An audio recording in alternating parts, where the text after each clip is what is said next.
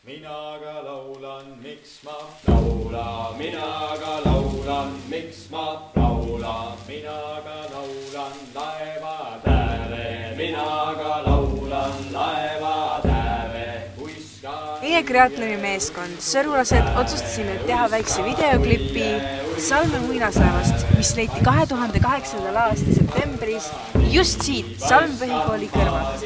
See on Eestis ainulaadne, võiks öelda, et terves Baltikumis vanim teadaolev muinaslaev, mis on leitud. Laeva pikkuseks on 11,5 meetrit ja laiuseks 2 meetrit. Laeva juurest leiti 7 mehe jäänuseid. Veel leiti sealt mängunuppe, täringuid, kamme ja erinevate sõjaristade jäänuseid. See leid oli meelispaik arheoloogidele ja muidugi tõmbas see ka ligi tavainimesi. 2010. aastal leiti väljakaevamiste käigus Salme põhikooli kõrvalt veel teisegi laeva jäänused.